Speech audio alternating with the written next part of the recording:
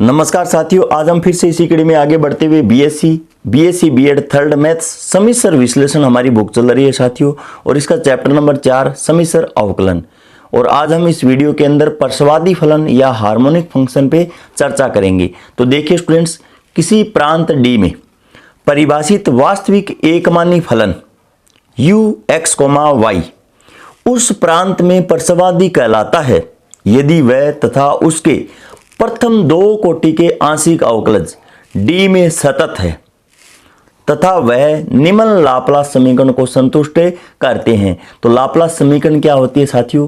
Del square u upon del x square plus del square u upon del y square, और इन दोनों का योग अगर 0 के बराबर हमें प्राप्त हो जाए तो हम कह देंगे कि लाप्लास समीकरण वो संतुष्ट होती है। देखिए स्टूडेंट्स, यहाँ पर जो लाप्लास समीकरण का गणितीय रूप है वो तो हमें याद हो जाता है आसानी से, लेकिन इसका जो थ्योरी पार्ट है, अर्थात हम कह सकते हैं कि इसकी जो डेफिनेशन है थ्योरी के अंदर वो याद नहीं हो। तो देखिए स्टूडेंट्स, कॉम्प्लेक्स नंबर के अंदर हमारे पास दो टाइप के समतल होते हैं, एक तो जड़ समतल होता है और एक डब्लू समतल होता है। तो यहां पर देखिए स्टूडेंट्स, हमें किसी भी प्रांत डी में, मतलब कोई प्रांत है हमारे पास और उस प्रांत में से हमें कोई भी कॉम्प्लेक्स नंबर उठाना है। पूर्व हमने ये पढ़ा होगा कि W बराबर एफ जेड होता है। तो यहाँ पर देखिए स्टूडेंट्स, कॉम्प्लेक्स नंबर का हमें चयन करना है, लेकिन वह कॉम्प्लेक्स नंबर किसी भी प्रांत डी में परिभाषित वास्तविक एकमानी फलन। वास्तविक एकमानी फलन का अर्थ ये हुआ साथियों, हमारे पास यहाँ पर या तो कोई u मिलेगा या फिर v मिलेगा। हमारे पास केवल एक मान मिलने वाला है और एक मान की सहायता से हमें प्रसवादी फलन सिद्ध करना है। तो यहां पर देखिए स्टूडेंट्स, u का एक बार तो x के सापेक्ष, फिर u का ही दोबारा x के सापेक्ष आंशिक अवकलन किया हुआ है, और यहां पर देखिए स्टूडेंट्स v नहीं दिया हुआ है, हमें u ही दिया हुआ है, और u का ही हमें y के सापेक्ष एक बार आंशिक अवकलन करना है, फिर y के सापेक्ष ही पुनः हमें आंशिक अवकलन करना है।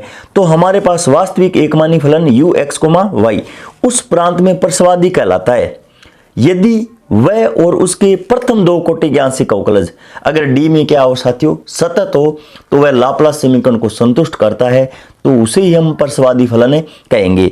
इसको हम एक एग्जाम्पल की सहायता से समझने की कोशिश करते हैं। मान लीजिए u हमें यहाँ पर ये दिया हुआ है x की power 3 minus 3x Y square एक प्रसवादी फलन है। तो प्रसवादी फलन के अंदर खास बात ये होती है साथियों कि जो हमारा w होता है वो u प्लस आयोटा v का योग होता है। तो या तो हमें u दिया हुआ मिलेगा या फिर v दिया हुआ मिलेगा। तो एक की सहायता से हमें यहां पर चेक करना है। तो u दिया हुआ है, हम u का x के सापेक्ष एक बार आंशिक अवकलन कर लेते हैं तो ये मान आ जाता है। फिर पुनः del u upon del x का x के सापेक्ष आंशिक अवकलन करेंगे तो ये मान आ जाएगा मेरे पास, क्योंकि यहाँ पर 3x स्क्वायर इसका अवकलन x के सापेक्ष कर रहे हैं तो 6x आ जाएगा। 3y स्क्वायर इसका मान 0 हो जाएगा, क्योंकि यहाँ पर x की कोई टर्म ही नहीं है साथियों। अब ठीक इसी प्रकार हम u का y के सापेक्ष अवकलन कर लेते हैं और पुनः y के सापेक्ष इसका हम अवकलन करेंगे तो -6x आ जाएगा। अब यहाँ पर हम इन दोनों का अगर योग करते हैं तो योग हमारे पास 0 आता है, कह सकते हैं, क्योंकि लाप्लास समीकरण क्या होती है? संतुष्ट होती है। लाप्लास समीकरण संतुष्ट होने का अर्थ ये हुआ दिया गया फंक्शन क्या है? हार्मोनिक फंक्शन है। अब देखिए स्टूडेंट्स, हो सकता है कि हमें अगर v(x, y) दिया हुआ है तो यहां पर जो लाप्लास समीकरण है वो हम इस प्रकार से संतुष्ट करवा देंगे कि del square v upon del x square plus del square v upon del y square बराबर 0 आ जाए, तो हम कह देंगे कि लाप्लास समीकरण संतुष्ट होती है। और यहाँ पर v की सहायता से भी हम इसको प्रसवादी फलन सिद्ध कर सकते हैं। और इसके लिए देखिए स्टूडेंट्स, थ्योरम 4.4 पे चर्चा करेंगे। यदि किसी प्रांत d में F Z u(x, y) plus iota x, y ऐसा एक विश्लेषिक फलन हो कि u और v के प्रथम दो कोटि के आंशिक अवकलज d में सतत हो, तो उस प्रांत में u और v दोनों ही क्या होंगे? प्रसवादी फलन होंगे।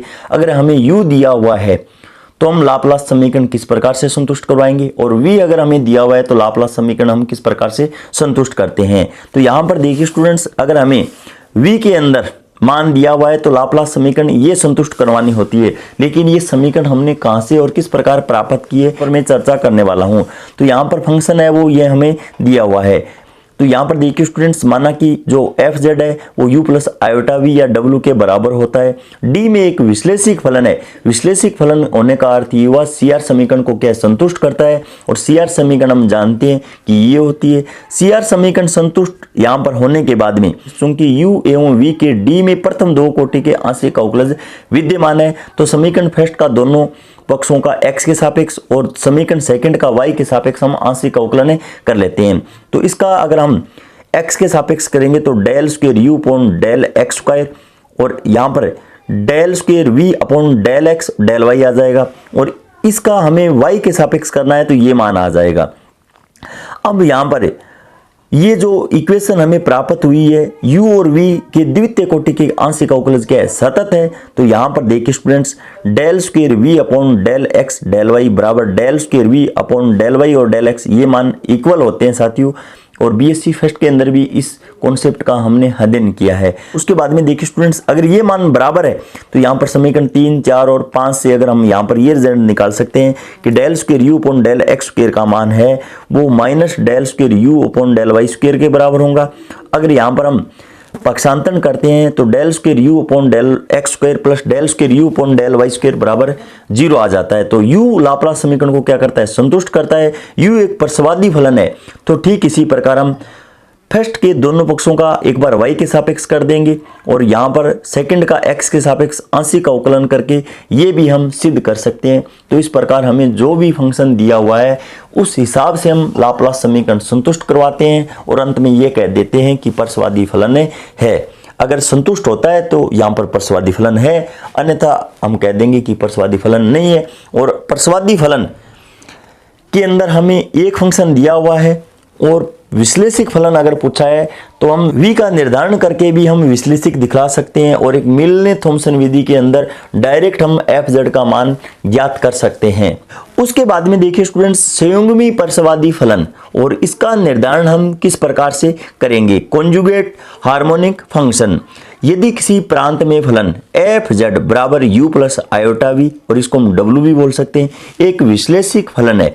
विश्लेषिक फलन का अर्थ हमने पूर्व देख लिया साथियों। अगर सी आर समीकरण संतुष्ट होती है और प्रत्येक बिंदु पर अवकलज अगर विद्यमान है तो यहाँ पर देखिए स्टूडेंट्स, उसके बाद में आगे हो तो उस प्रांत में u एवं v दोनों प्रसवादी फलन है, जिन्हें संयुग्मी प्रसवादी फलन या केवल संयुग्मी फलन कहते हैं।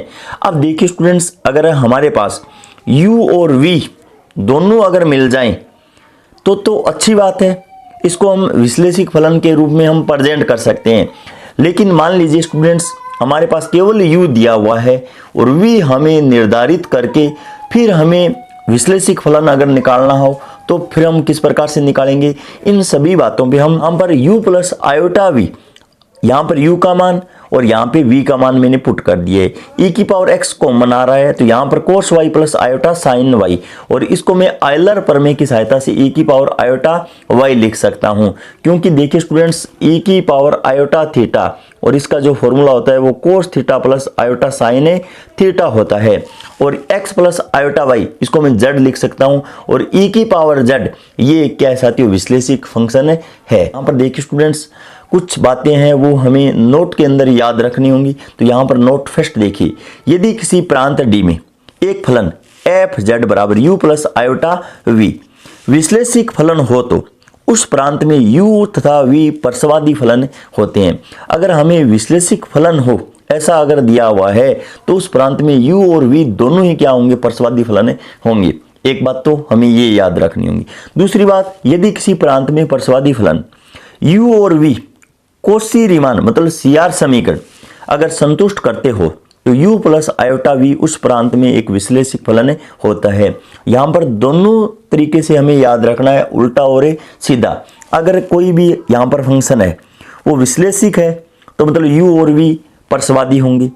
अगर यहाँ पर प्रसवादी फलन u और v CR समीकरण को संतुष्ट करते हैं तो वो विश्लेषिक फलन होता है।